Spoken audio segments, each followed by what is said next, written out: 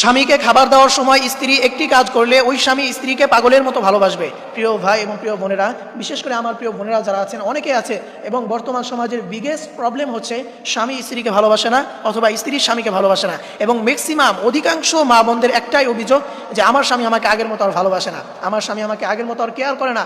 প্রথম 2-3 মাস অনেক ভালোবাসতো, অনেক কেয়ার করতো, এরপর থেকে আর আমার স্বামী আমাকে ভালোবাসে না। এই ধরনের অভিযোগ বর্তমান সমাজের ম্যাক্সিমাম মা বোনদের হচ্ছে এই ধরনের অভিযোগ।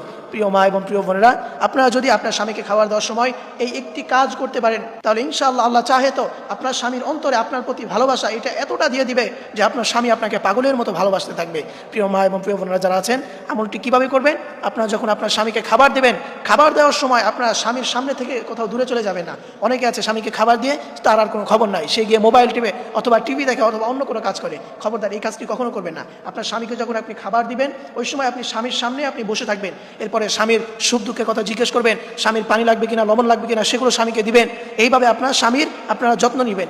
এরপরে আপনারা যে আমলটি করবেন সেটা হচ্ছে, আপনি প্রথমে দরুদ শরীফ পাঠ করবেন, 3 বার দরুদ শরীফ পাঠ করবেন, যেটা নামাজের ভিতরে পড়ি শ্রেষ্ঠ দরুদ, দরুদ ইব্রাহিম, অথবা আপনি ছোট্ট দরুদ সাল্লাল্লাহু আলাইহি ওয়াসাল্লাম এটাও পড়তে পারেন। আপনি 3 বার দরুদ শরীফ পাঠ করবেন।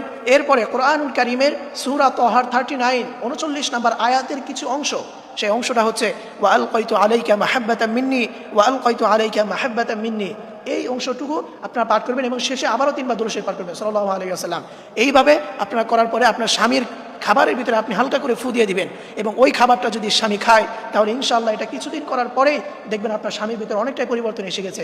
আপনার স্বামী আপনাকে আগের তুলনায় অনেক বেশি ভালোবাসতে শুরু করেছে। আপনি এইভাবে আমল করতে থাকবেন। আল্লাহ তাআলা আমাদের সকল মা এবং বোনদেরকে এইভাবে আমল করে তাদের স্বামী যেন তাদেরকে ভালোবাসে, আল্লাহ তাআলা সেই তৌফিক দান করুক। সকলেই পড়ি আমিন।